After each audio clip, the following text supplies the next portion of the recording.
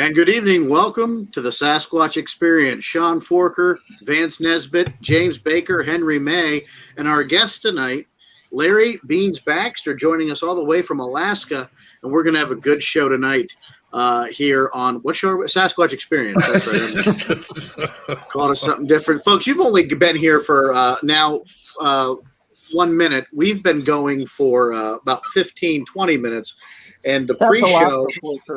Oh, and there it is. And, well, you've heard it. And that's how we're going to start selling tickets to the pre-show. So anybody that wants to hear it, you're going to pay for that. And that's only to raise money for our bail or legal fees.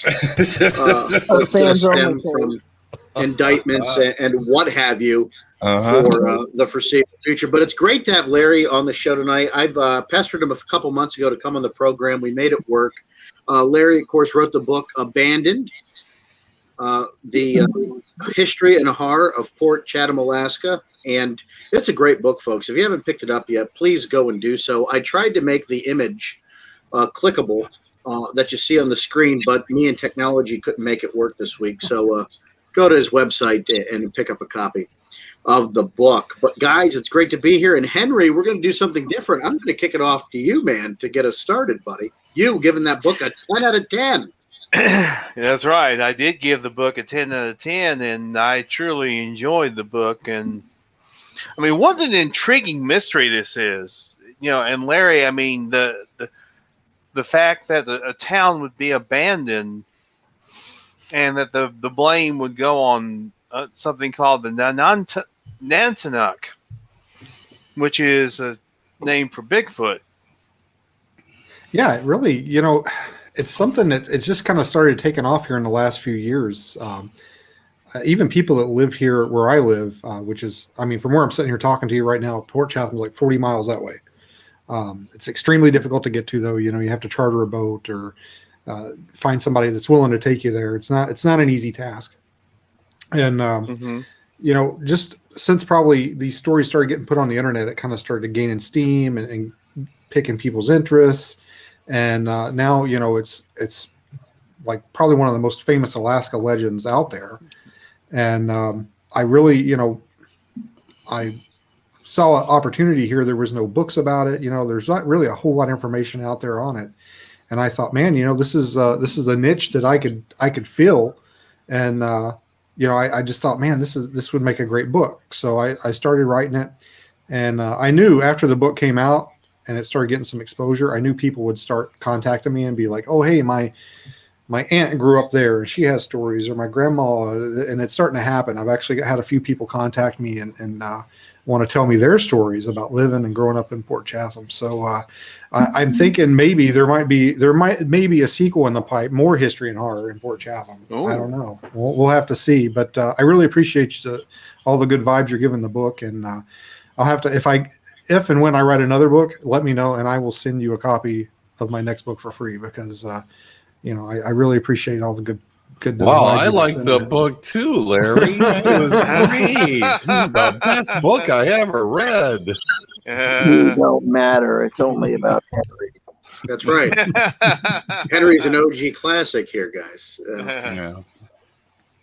No, but as Henry said, the book's fantastic, and I'm glad you made it, because Alaska, you think for its distance and its remoteness from the mainland U.S., there'd be a lot more in terms of Bigfoot interest, but it doesn't really seem like until the last couple of years, Larry, that's actually been the case. At least in my estimation, it was kind of an untapped Bigfoot resource, right?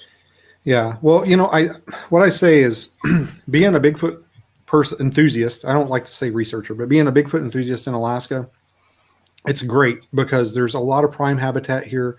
There's a lot of area for them to be, and I do think they're here. But it sucks because there's a lot of prime habitat for them to be, and there's a lot of places for it. So there's just so much room here for them to be that if they don't want to be around people, they certainly don't have to be.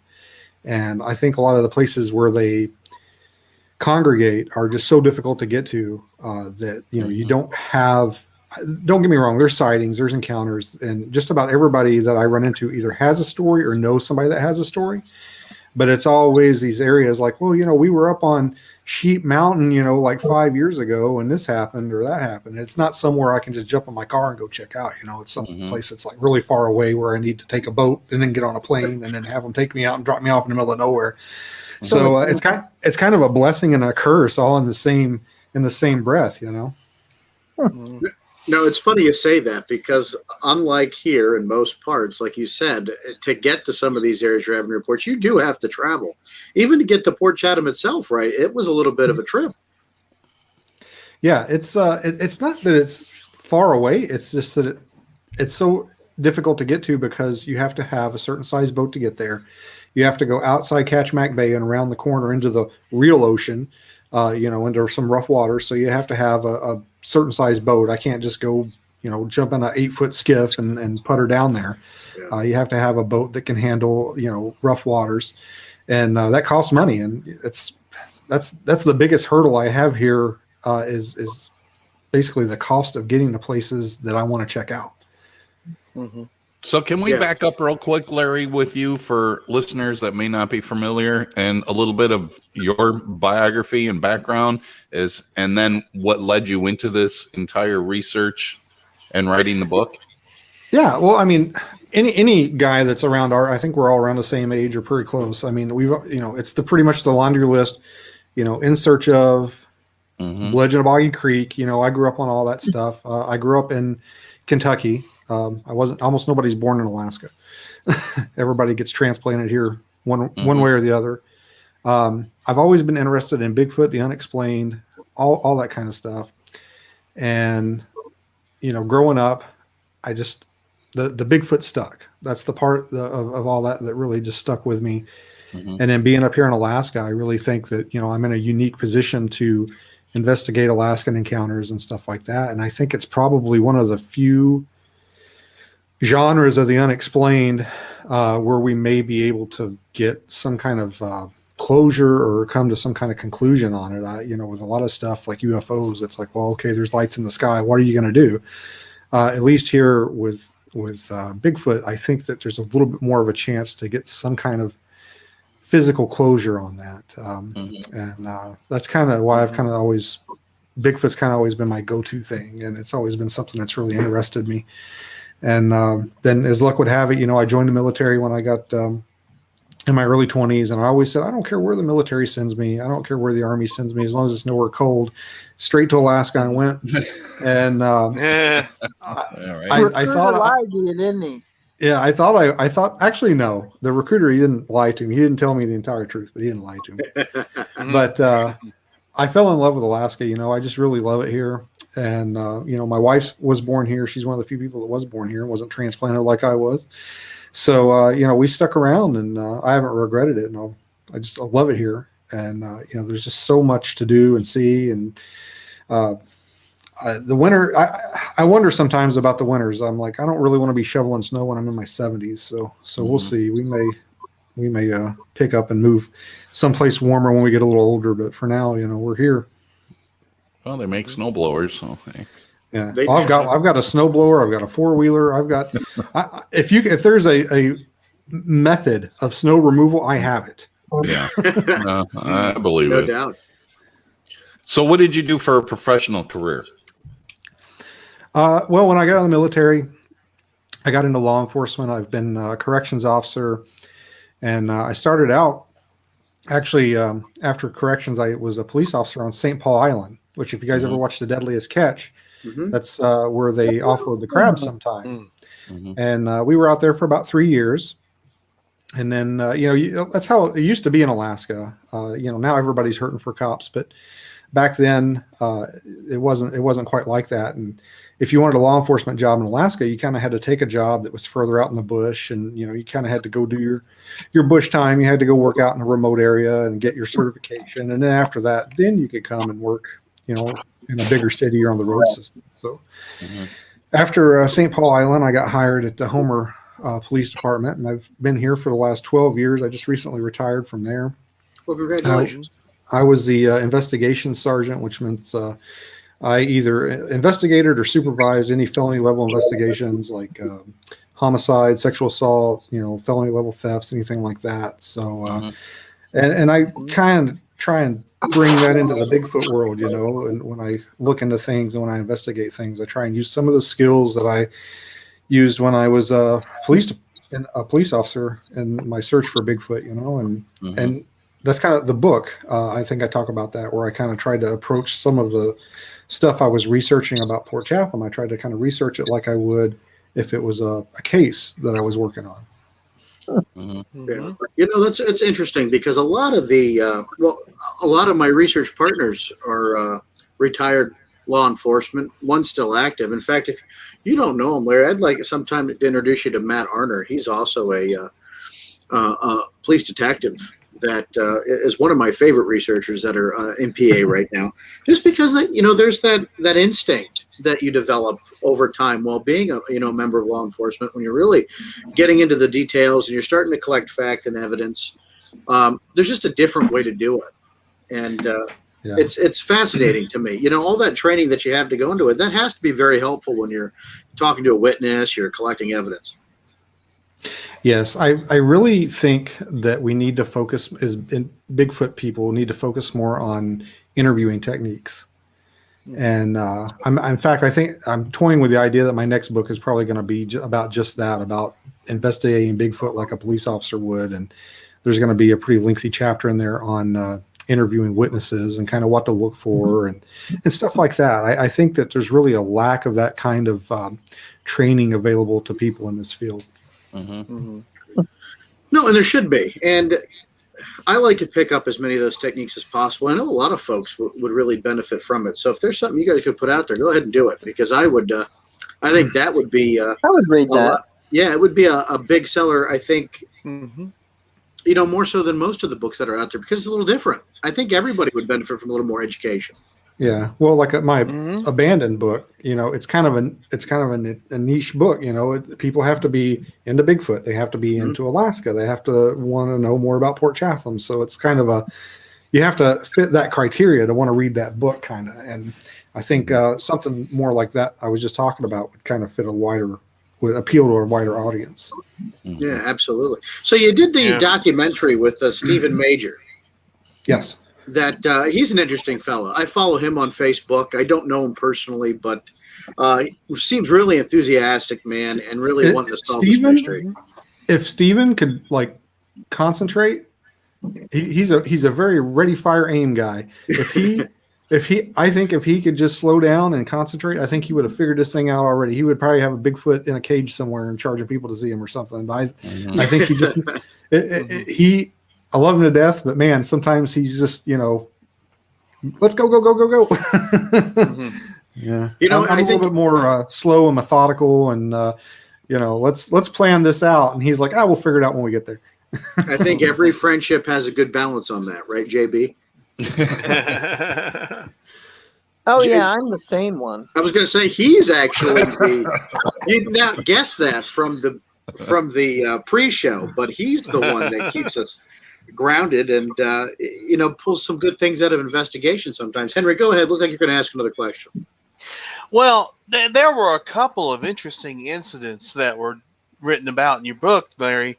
The one where a prospector went missing and nobody ever found him, and then the other was where the guy was found with something. Was a heavy farm implement? Was it a farm implement or something like that? It was a piece of logging equipment. Yeah. Which crushed his head. And those, that's all those. So I kind of modeled the book after The Legend of Boggy Creek. I wanted it to kind of be like The Legend of Boggy Creek, because if you watch the movie, they have it's like a documentary, but then they have the fun recreations, with the monster and the suit stuff. So I kind of wanted the book to read like The Legend of Boggy Creek. I thought that would be a nice homage to the movie. And it was a big influence on me. And I thought, man, I can put enough factual details in here and then, mix it up a little bit with some dramatization. But everything that is in the book is based on, true, real stuff. Obviously, I don't know what killed Andrew Camlock. That's the guy that got hit in the head with the machinery. But the people that found him, his relatives, they blamed the Nantinaq. And I mean, I don't know what else could lift a heavy piece of logging equipment and club somebody over the head with it and then just leave them.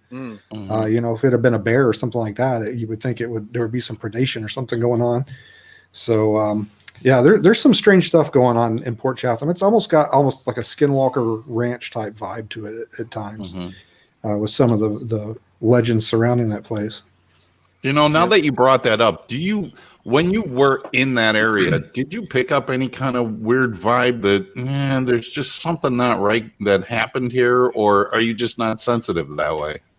The first time I went there, which was when we filmed the documentary, The In Search of the Port Chatham Hairy Man, I was in Disneyland. I was just like, this is great. This is awesome. I love this place. Oh my gosh. I was just running around like a kid in a candy store.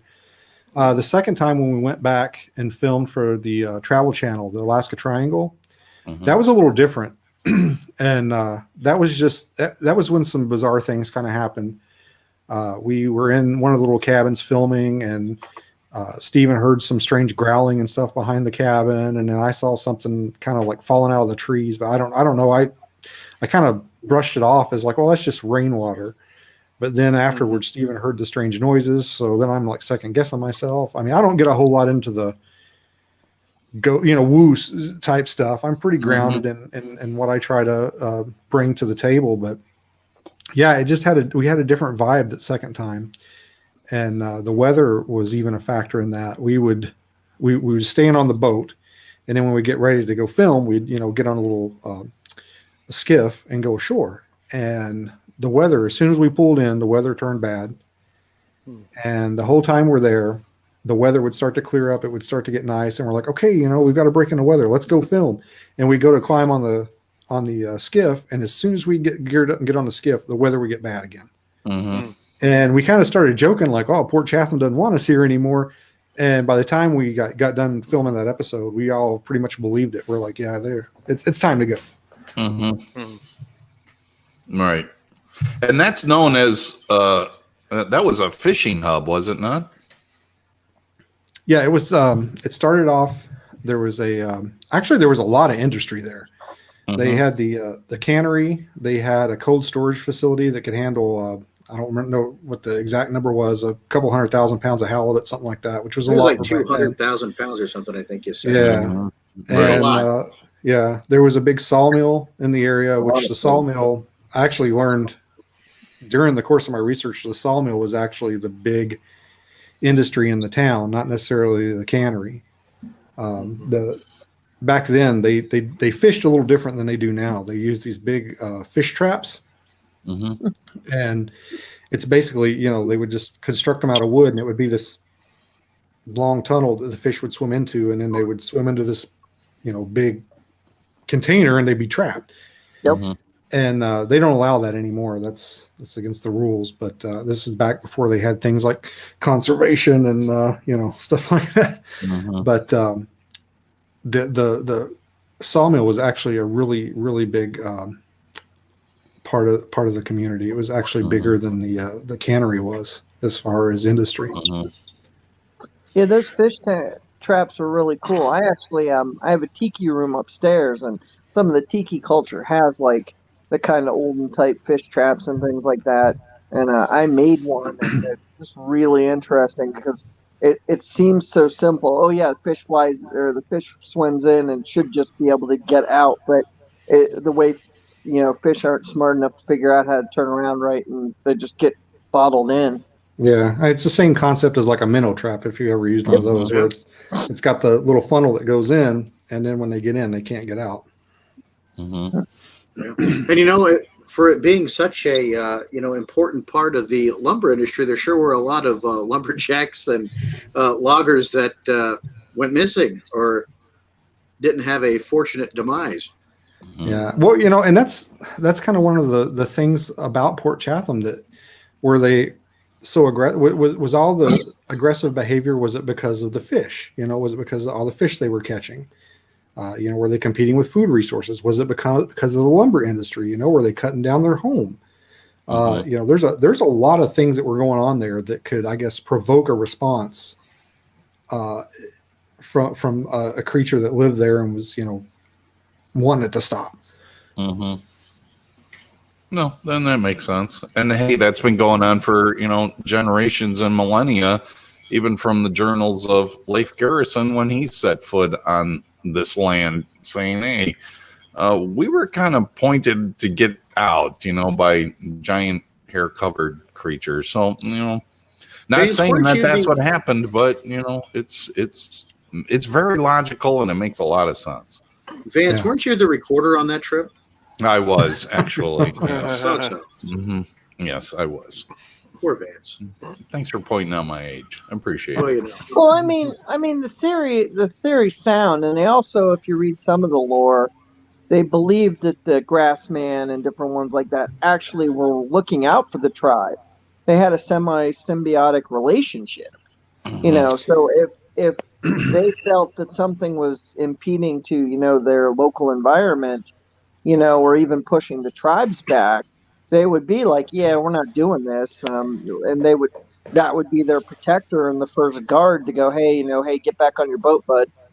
Yeah. Most of the native tribes here, they don't have a very amicable relationship with them. Most of them just, it's, you know, if you hear one or see one, just turn around and go the other way. There's actually a tribe called the Denina people that live here on the Kenai Peninsula as well. These aren't the natives that live in Port Chatham. This is a different group. And they have a similar creature they call the Nantana, not Nantanak, it's Nantana. And that translates into the ones that steal us, which is some creepy stuff. Wow. You know, why do you think that's different, Larry? You know, different tribes, different perspectives on what this, you know, entity is, being whatever vernacular we want to use to call it. You know, there is a distinct difference between some of the, you know, lower 48, you know, lower North American tribes and then what you hear up in Alaska and Canada. Well, I think it probably has a lot to do with just the separation of the tribe. And I'm not talking about the tribe people. I'm talking about the Bigfoot tribes. I'm sure, you know, that tribes of Bigfoot separated by great distances and different areas probably have different behaviors. Needs. Yeah. Because, I mean, up here in Alaska, you don't hear much at all about tree knocks. Very little, in fact. I have heard tree knocks up here, but the natives, it's not really a part of their lore. What we hear, especially around here on the Kenai Peninsula, it's the whistling. They whistle. If you hear whistling and it's not a bird, turn around and go the other way because it's the hairy man. And I don't know why that is. I don't know why there's not a proliferation of tree knock stuff up here. You know, they certainly do it. I've been to a property here on the Kenai Peninsula where a guy's building a cabin, and the guy, you know, he's a professional guy. He's you know, not a believer. He doesn't believe in Bigfoot. Not a Bigfoot guy. And he started building this cabin out on this remote property he built, and that's kind of some of the first stuff that started happening. He started hearing wood knocks and screams. And it kind of set him on a path to kind of figure out, well, what the heck is doing that? And you know, he's been documenting what has been going on out there. And I went out there a couple of weeks ago, and there wasn't a lot going on. Hopefully, I'm going to get another chance to go back out there and look around. But yeah, I can't understand why there's not why the wood knocking isn't more prevalent in the native culture than it is. In case anybody's wondering what I'm looking at, I have his book right here on my phone. And I have highlighted parts thanks to modern technology. I have it in both electronic and print form, Larry. So you got the book bought twice by me. Thank you. But, well, anything to support my friends.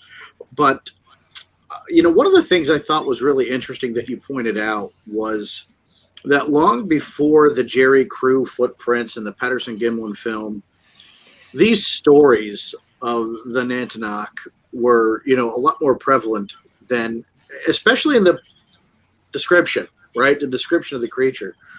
You know, that's one thing that always bothered me in the past. I think besides William Rowe, which some people that are proponents of a hoax could say that was the impetus of Patty, right? Right. But to have these beings described in detail way before Patterson Gimlin, way before William Rowe. To me, that says there's something more to this than just, Northern California, North American, folklore. Mhm. Right. Well, you know how it is. Nothing exists until the white man finds it, right? Right, absolutely. And then, if a lot of what the natives said and the native legends are passed around are pretty much discounted, but I mean, they were going around way before any, the Patty film, anything like that. And, the collaboration that it brings to the witness sightings and stuff like that is just, a lot of people discount it.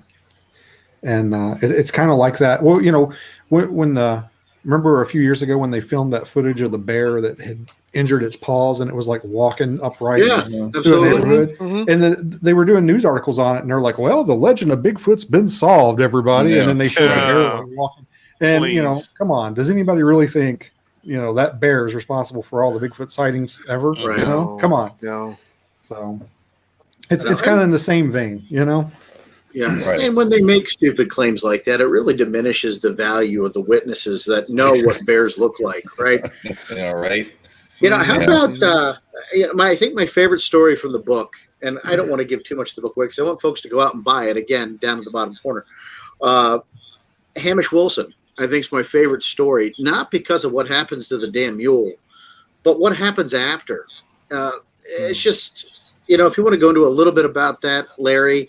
And the part that stands out to me is the visual encounter he has. It's just amazing. Yeah, I really wanted to convey in a lot of those, I wanted to convey things from Bigfoot encounters that I had heard. Mm-hmm. And one of the things that you hear a lot is, well, it moves unnaturally, or it moves, it doesn't move like a person. Mhm. And I really wanted to convey that in the book. And I just, before the internet, I was a voracious reader. I've read just about every Stephen King book and everything else you can think of. So, I drew on a lot of that for inspiration, and I just kind of tried to think of I wanted it to be true to the sightings and a lot of the descriptions I've heard, and I kind of wanted it to be scary. So, I just kind of drew on a lot of that, just a lot of the stuff I've read and a lot of the encounters I've heard over the years, and I just kind of put those into those encounters there. Yeah. Mhm. Now, one thing that's interesting to me is, J. Robert Alley, he wrote the book Raincoast Sasquatch, That's which my also Bible. focuses on one specific area, which is the Ketchikan area. Was that also kind of an inspiration? Yeah, I've got like 2 copies over here on my bookshelf. Something interesting I would like to point out about Dr. Alley's book is he was talking about nests in there way before the Olympic Project found those nests in Washington. Mm-hmm. Yep. Cool. Again, we go back to those, the statement, that we just made a little previous, Larry, about the native stories of these beings before Patterson Gimlin, before William Rowe. And the one thing, you said about tree knocking that to me has always been kind of interested about that particular phenomena is that you go back to like the early 70s, you don't hear a lot about it beforehand. Before, somebody, I don't know, Henry, enlighten me. Was it Moneymaker that came up with the tree knocks, that takes credit for tree knocks? Mhm. Yeah, I believe so. But how often is it heard before, that initial find, right? And you go to nests, like we'll hear you now talking about, something that, over the, maybe the last 15 years, nests have become topical, right? But now there's a resource that says, hey, well, before anybody, was, really paying attention to it, it was there. That's telling to me. Again, you start building a behavior, building, a biological need for a creature that has to exist if that's the case. Right now, not only do you have it in current times, but you've got historical precedent about that then. Yeah. Well, I'll tell you guys a funny story about wood knocks. I was talking to an old timer one time. He was out camped on this lake, and I think the guy probably lived outdoors most of his life. And I was telling him I was asking, you know how you do when you're trying to bring Bigfoot into the subject without, hey, have you seen Bigfoot? Mm-hmm. Well, eventually the cat got out of the bag.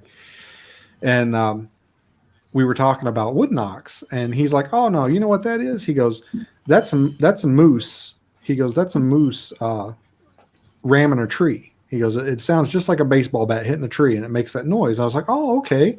Have you ever seen him do that?" He said, "No, but I hear it all the time." Right? Yeah. I was trying to show folks the cover to Rinko Sasquatch because, again, another book that's in my collection. But you know, I've heard the same thing, Larry, about like deer antler colliding and, you know, elk headbutting and those sort of things. I've heard that too, to describe, you know, which could be an answer for tree knocking. I don't know. Is it behavior? Absolutely. But now, you know, you have to start.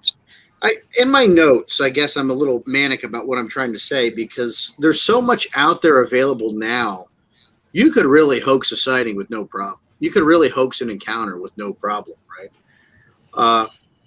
And that's kind of the dangerous part of where we're at in research. Why I think people need to have a little bit more critical eye about what they're reading and what they're, you know, putting their stamp on. Because again, even shows like this, we're having conversation on it. Like you know, you could really help set people up for some serious hoaxing. There's a lot of information out there available now. Mm-hmm. Yeah, I agree. Well, I think Bigfooting nowadays is a lot like wrestling.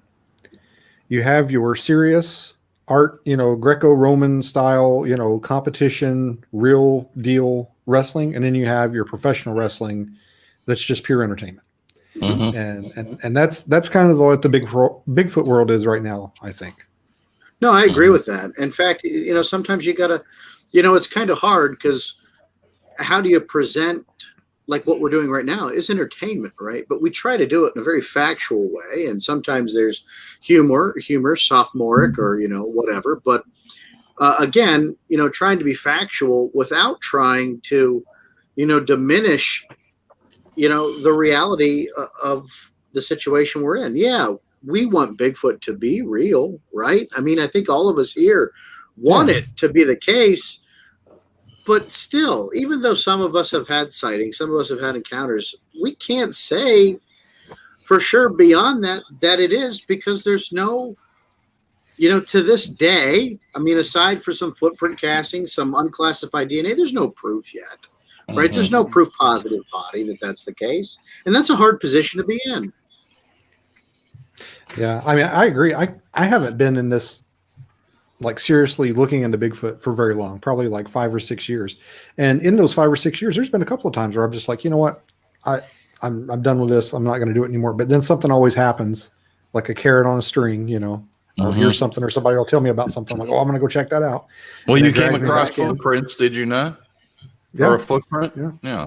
Well, tell us about that. Yeah. Well, the ones in Port Chatham were probably some of my favorite, just because, you know, I mean, we're in that remote area. It's not a human footprint. I mean, it's just not. There's no humans out there walking around. And I found a couple of good ones there. One was it was just kind of the toe. Actually, there's a picture of it in the book. I think Sean probably knows which one I'm talking about.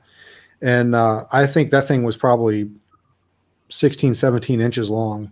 And then, you know, it was probably, it was almost 10 more inches wide, probably, because I think we had like a 10.5 inch boot up against it for scale.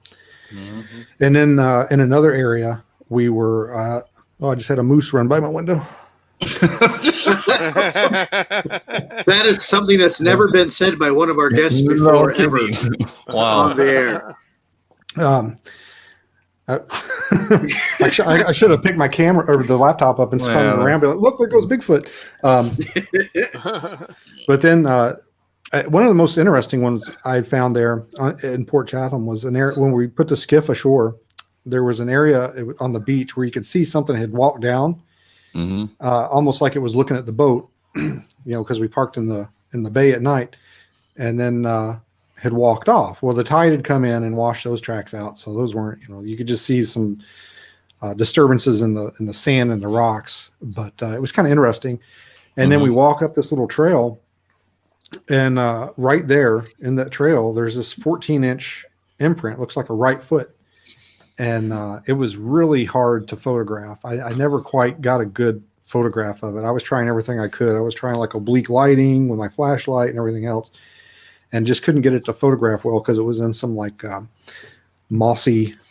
soft mossy ground. It just didn't have the definition for a good photograph. But that's probably one of my favorite prints. And it was just, I mean, it wasn't a double step bear print. It was a human footprint, and it was in a place where, I mean, people just don't go. People, you know, it's difficult for them to get to. So that's probably one of the things that really just, you know, that the light bulb in my head went off and was like, how in the hell did that get there? Right. And there's just not a very good rational explanation for it being there. Other than, you know, Bigfoot, or there's Bigfoot, or there's wild people living in the woods, or, you know, 6 one way, half a dozen the other. Well, maybe they are wild people that are living in the woods. They're just hair covered and rather large. Oh, there it is. There, right there. Right. Trying to get people into the well, there's some right there. It is. There's the picture. It's not the best. It's what I could pull up from. No, but it's Kindle. huge. It is, and you can see it to the, you know, to the size 10.5 boot there. Yeah, it's that was one of the best defined ones that we found. No, that's crazy.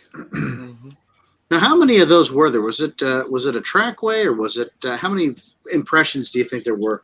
So that one, there was some other impressions near it, but they weren't near as well defined as that. I mean, that was the best one that you could look at and be like, man, that looks like a foot. And this was all up around the machinery. Okay. Right. There we go. Now we're back. Sorry, I just want. We have the technology to do things like that now. I could have been more prepared. I wasn't. I'm sorry, but we got the picture up there so folks could see it. No, that was very cool. And that's on page 91, folks. If you pull out your book, page 91, you can get a good picture of it. So Port Chatham, why, Larry? Of all the things, you know, you said, you know, you grew up reading this, you know, about Legend of Boggy Creek, reading stories. You've read all the literature on it. Why Port Chatham, and why does it keep you coming back? I think the thing that interests me so much about it is just because you had all that industry there. You had the fishing, you had the lumber.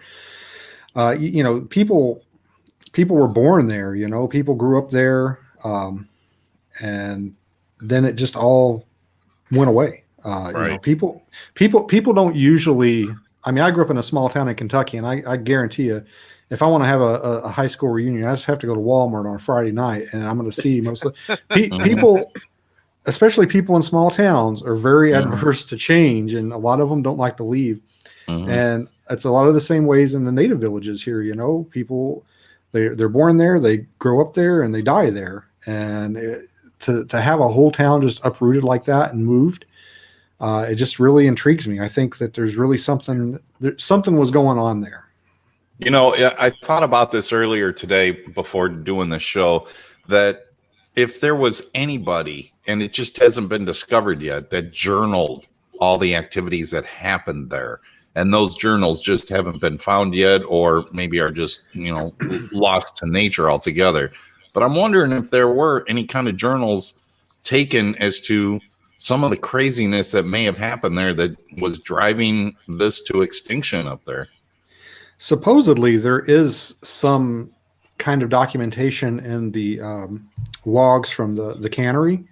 I've never seen them. I don't know where they would be, but supposedly there is some of that because they wrote about the native workers. I think it was in the early 1900s, like 1903 or something like that. It was really the first sign that something was going on. The workers just basically said, "Hey, if you guys don't do something, we're gonna leave. We're gonna strike. We're gonna get out of here because we don't feel safe." And the cannery hired basically like Pinkertons. It wasn't Pinkertons, but like Pinkertons, like a security detail to come out there and keep an eye on the town while they were at work because they didn't want to leave their families at home with an Antonok creeping around in the woods. Mhm. The other thing, Vance, that Larry does say in the book that the record keeping at that time wasn't the best. No. He was looking for some death certificates, to corroborate some of the stories, and had a hard time. I found that to be pretty interesting because it's not something you think about. You always Right. just assume records, municipal records or, death records and stuff like that are well maintained. But today they are, in the States they are, but this was pre-statehood. This was, really kind of the Wild West or the wild northern frontier, so to speak. Yeah, I mean, you think of how things work today. Like if somebody has a baby and it's stillborn, then there'll be a death certificate for the baby. There'll be an obituary. There'll be a record of that. Back then, not so much. A lot of times, a woman would have a baby. The baby wouldn't survive. They may bury the baby or have a little service for it, but there wouldn't really be any death certificate or documentation of it. Right. I don't know, Sean. Feedback. I have no idea. I got it. I muted Bake. I think he was getting a little feedback there. Nice going, Bake. Well, he's up now. He's muted. Unmuted. Now, Bake, got a question, bud? No, I just was like, you were right about the whole, like back in the day and stuff like that, because a lot of times, like, the churches held all the records of the births and the deaths and major things, and if a church burned down or a school burned down, your records were gone. Like they had, after the Great Depression and things like that, when everybody scattered, it was hard to find, who was what. That's why back then, like, if you were a criminal in Wisconsin and you moved to Chicago, nobody ever noticed you because you could just blend in, make up whatever name you wanted to. Yeah, and plus up here, with the cold weather, there's a lot of fires. Somebody's always, they're having a chimney fire, set their house on fire, or set the church on fire, or setting City Hall on fire, and stuff's always burning down in the wintertime because of the fireplaces. Yeah. So there's always stuff like that going on here in Alaska. No, don't figures. No, it was something I thought about today, and I'm just wondering if somewhere in some obscure, location somewhere that a lot of this mystery would be solved by, even if it was a youngster that was writing in their journal about what happened to the neighbor down the street, and I don't know, because there's so much mystery and intrigue involved in what happened up there, and then the next thing you know, it's a ghost town. Literally. Yeah. Well, actually, in the book, in the later chapters of the book, I do interview somebody that grew up there, and then I've actually been in touch with a gentleman whose grandmother grew up there, and he's wanting me to talk to her. We just it hasn't worked out to where we've had a chance to sit down and talk, but he's wanting me to talk to her, and he said she's got some stories for me. About people seeing Bigfoot and Bigfoot and people going missing and stuff like that. So I'm really looking forward to talking to her. And there was another lady I was trying to interview before I wrote the book that passed away before I could get a chance to interview her. And that's kind of the problem that I'm running into with a lot of this is it happened so long ago that anybody that was around for it, they're reaching that age where they're not going to be around much longer. And that was one of my motivations for wanting to kind of get the book written is because eventually all these people are going to be gone and their stories are going to be gone with them. Yeah.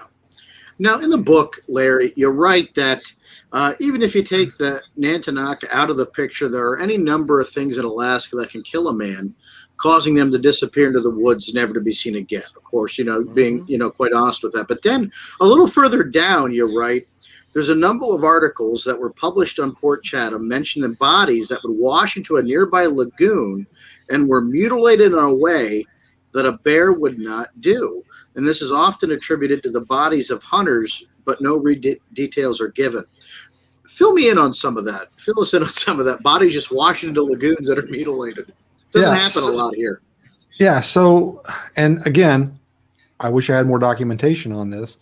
But that's part of the legends and lore around Port Chatham is that there's a lagoon, and I think I've actually been to the lagoon. I think it's behind the town site, where that picture that you showed of the footprint, probably maybe a half a mile in the direction where that footprint was pointing, is the lagoon they're talking about. Okay. And it doesn't go. There's no, as far as I know, there's no river or anything that comes down out of the mountains and goes into it. So I don't understand how these hunters got washed in from the ocean into the lagoon. But it's the only lagoon that we could find that would kind of fit the description given in the legends. But yeah, I mean, supposedly they found body parts in the lagoon, and they were mutilated in a way a bear wouldn't do, which I'm a little fuzzy on. I don't, quite understand. There's no details given as to like why they would think it wasn't a bear. Maybe instead of chew marks, they were just pulled apart. I don't know. That's speculation on my part.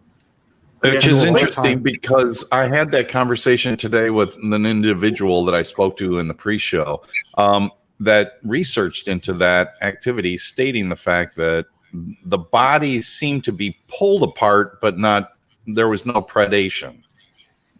Right. And a lot of times was the defining factor between the two. Yeah. A lot of times bears they'll kill something and then they'll sit on it for a little while. I don't mean physically sit on it. They'll wait for it to start to rot, and then they'll start eating on the soft parts like the stomach or, someplace like that. Usually, when something dies, gases start to build up and it expands, and the bears will take advantage of that. They'll use that soft, blown up area to get in there, and they'll start eating it. So maybe that's what they mean. They weren't eating the bellies or anything weren't eaten on. I don't know. It's speculation on my part, but that's kind of what I think. Right. We did some research on bears, and the one thing with bears, we had a gentleman that was on the show that the one point was bears. A lot of times bears will kill you, and then like an alligator will store you for further use. A good portion of the bear actually doesn't eat the human meat. It actually lets you out there so that it can eat the bugs that form on you and lick the fluids. So when they say a bear attack, usually a bear will strike you in areas that it knows it will hurt you, like the neck or the chest area, or it'll do something to the head. But then it'll drag. It won't like rip you into parts per se. It'll drag that whole body up the thing, but it won't bite on that body. Additionally, what it'll do is it'll make claw marks in areas so that you bleed.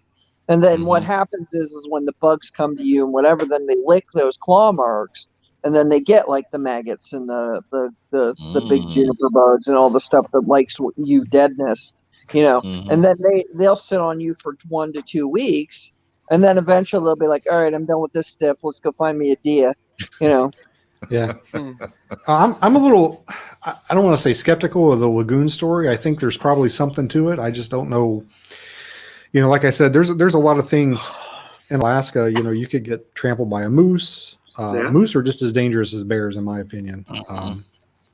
There's a lot of things here that can kill you if you step wrong and roll your ankle, and the weather's bad enough. You'll never make it home.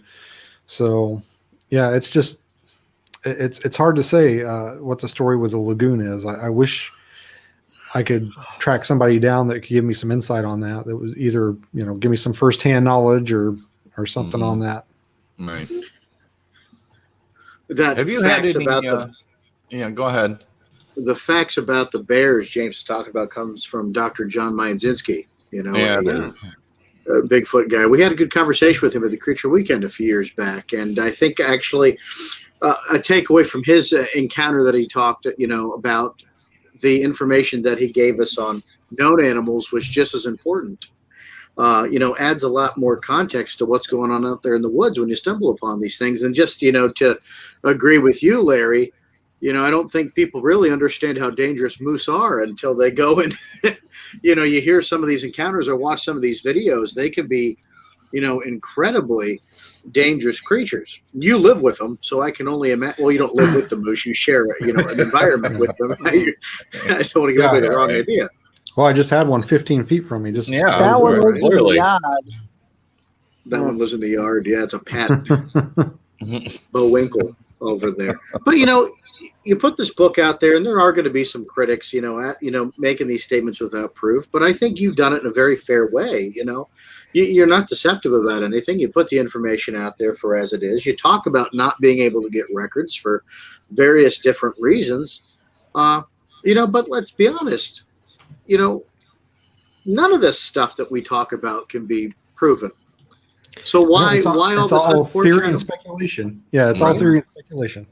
Absolutely. How do you respond to the critics like that? I mean, you've been pretty decent about it. Most of the time, I just ignore it. I know a lot of people, especially like with the movie and the documentary, are really critical of it. And I mean, all I got to say is, if you can do better, do it.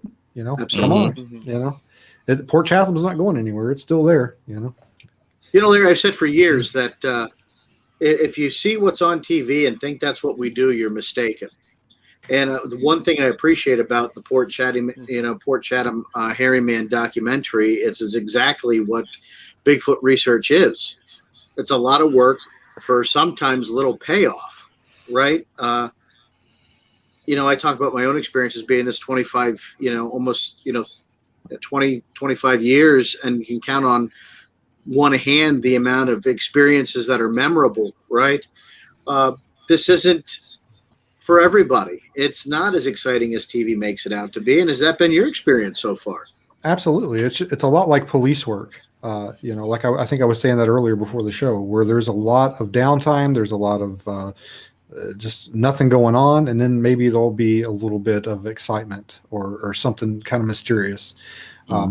It's a lot of the same, like the shows on TV, like Cops and all that, they're all edited, all to just crazily edited. They'll ride around with a police department, for weeks and weeks and weeks, and come up with like 1.5 hour episode. Or whatever.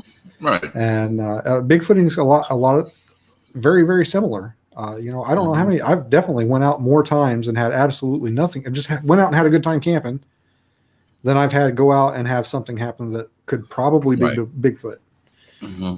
So there is a more recent documentary that was put out. Bigfoot Encounters. Is that the title of it? Bigfoot Encounters Bigfoot Encounters in the Pacific Northwest. Stephen likes long titles. But yeah, we went into Stevens County, Washington for that one. And if you're not familiar, that's very close to where the Bossberg tracks were found. And we went in there with my friend and fellow enthusiast, Will Ulmer from Stevens County Bigfoot. He's really he's not out there, there he is. He's in the chat. Okay. Yeah. Nice. I better watch what I say about him. He's not he's not out there like, look at me, I'm on YouTube, give me likes and clicks and all that. He's in it for himself. He wants to find out what's going on. And he is a phenomenal researcher, and he took us out to some areas where he's had a lot of reports and a lot of activities. And I mean, we're unpacking the truck, to get set up, and there's like screams and tree knocks and stuff going on in the woods. And I was just like, are you kidding me? Like I'm like freaking out, running around like, did you hear that? Did you hear that? And he's like sipping his coffee like, yep, it's been going on since noon or whatever. So yeah, that was a really amazing area that we were in for the film of that documentary. I want to go back after the Medellin Falls conference in June. I want to head back there and look around some more, because I got the pants scared off of me the first time we went in there, and I got to go back and man up and take another walk around in there. Again, it's also an enjoyable documentary, and I got that the first day it is released. I'm a sucker for these things, because I think well, when you make a good one, and anything else that comes out after, I want to watch. I want to see how it continues. And, it has Amy Boo on there. Amy's one of my favorite people, so it can't be. I love Amy. Yeah. And it's full of good research. And that's the thing that makes a lot of these things different to me is, and it's not slighting anybody else, because you know what? Cliff Barrickman's a good friend of mine, and I love Cliff. But, he doesn't produce it. He's just part of the show, right? So at the end of the day, you take the footage, it's filmed, it's cut up, it's done whatever, right? You guys have a lot more control over what's going on this, and it shows. And for the folks that don't find it as entertaining, well, I'm sorry. Sometimes the information is just as important as the entertainment. But I found it to be very entertaining in itself. Yeah, Right. I agree. Have you seen Seth Breedlove's new one, the On the Trail of Bigfoot? Mhm. I felt the same way about that, where I was like, man, I really enjoyed this, but I can see how there are going to be people that are not.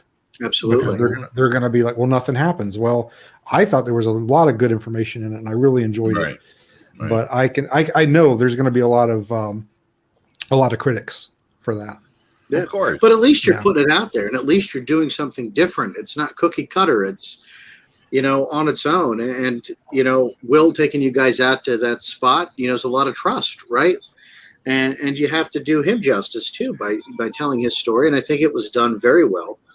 And, I'm just excited to see what you guys are going to do, next. Maybe you can share that. Maybe you can't. I don't know. But, I pay attention to it. I enjoy what you guys put out.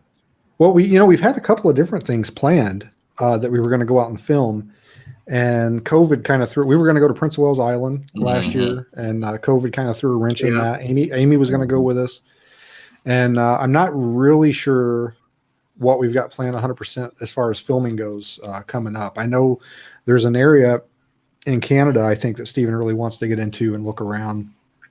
And I'm not sure, with the COVID restrictions and stuff like that, how that's gonna fly, how that's gonna go. I know it's kind of tough to get in and out of there right now. Yeah, definitely puts a dampener on things, folks. It's even affected the Bigfoot research. But hopefully soon this will all be behind us, and we can start getting back and doing some serious Bigfooting, some serious squatching going on. You got some conferences coming up, Larry, and some different things you're part of. Why don't you tell us about them? I'm going to be at the Medellin Falls Bigfoot Conference in June. I believe that's June 19th and 20th is the dates on those. That's going to be the tickets for the speakers are sold out, but it's going to be like a town-wide event. They're going to have free movies, and they're going to have like a 5K race and activities for the kids. It's going to be really cool. And I'm going to have a booth set up there where you can come by and hang out with me and buy my book. And then let's see, what's the next one after that? I think in September, we're going to have the Boreal Bigfoot Expo here in Fairbanks. That's going to be up here in Alaska. I'm not sure. It may be the first Bigfoot conference in Alaska ever. I'm not sure if that's an accurate statement or not, but I'm kind of thinking it might be. But what is the irony in that, right? I know. Right? And were you going to that one? Yeah. I wish. And then in November, I'm going to have a booth at CryptidCon. I'm going to swing by there. Yeah, I'm going to go see. I've got family in Kentucky, so I thought, man, I might as well go there and hang out and visit family. So absolutely, make a trip of it. Good deal. Well, it's been great having you on, Larry. Our hour's almost up, but I do want to thank you for coming on. I want to thank you for putting out some good material for folks, and thanks for being part of the journey of Bigfoot. Right. It's a different field, but we're glad to have you a part of it. Yeah. Where can folks find the book, Larry? Where can folks find the book at? It's available on Amazon, and it's also available on my website, lasquatchpodcast.com. Yeah, you do your own podcast. I listen. I'm a subscriber. Support our friends, folks. And we were going to do a segment called Fork and Beans, but we're going to have to save that for the next show. I think I might get creative on that, Larry. I think we might be able to do something with that. We'll have to make like a game or something out of it. Yeah. Right. Stay tuned, folks, for more with that one. Where can folks find out more about you? Your website, alasquatch.com? alasquatchpodcast.com. Gotcha. There you have it, folks. Larry Baxter joining us, folks. Thanks for listening tonight. I'm Sean Forker. He's Vance Nesbitt. That's James Baker down at the bottom. Henry May down there. Henry, why don't you give him the final words? Y'all be good or be good at it. Keep on squatching, folks. We'll see you next time.